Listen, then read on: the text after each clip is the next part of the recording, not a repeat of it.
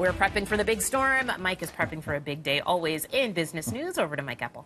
Yeah, morning, Tammy. It could be a hot day on the markets, as a matter of fact. We're looking at stock futures up, international trends all to the positive, and it comes back to what they're trying to do in Washington. Talk of a tentative deal on the budget to avert another government shutdown. They've got until the end of this week to have a deal in place. Otherwise, we're looking at U.S. government shutdown version 2.0. Remember, they were shut down for 35 days to start this year, and there is talk of a compromise between both sides, whether or not U.S. President Donald Trump is willing to go along with the much reduced funding for border security. That remains to be seen. There's also positive signals coming from the U.S.-China trade talks. So early on this morning, we've got Dow futures picking up 200 points. And that's a good signal to the day coming up. We'll see if it holds, as both Bay and Wall Streets are actually coming off multi-day losing streaks.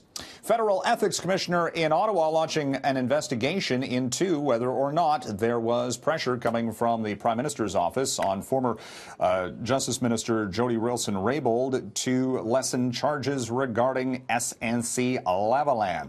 And the Prime Minister saying he welcomes the investigation by the Ethics Commissioner.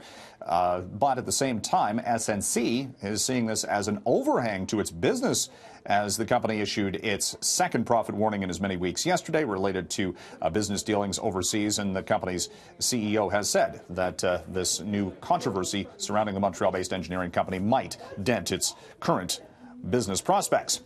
Earnings in from Aurora Cannabis, Edmonton-based pot producer, seeing a loss of $230 million in its fourth quarter on revenue that was up more than 200% to $54 million. But they're putting a lot of money back into the business. The supply shortage persists, and their profit margins were lower than expected. The stock's down about 4% pre-market.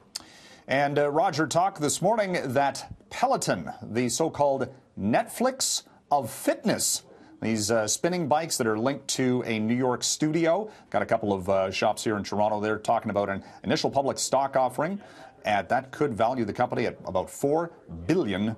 So you get a good sweat on with those Peloton fitness bikes. Have you tried? I know a couple of people have bought them, and they're supposed to be. I think they like them. The next big thing. No, I'm more into just traditional cycling to some extent. Although not at this time of year, certainly not with this weather. Oh, come on, it's fine out there right now, Mike. Right now it is. You get more exercise trying to ride into the wind, right? Dodging cars. All right. Thank you very much, sir. See ya.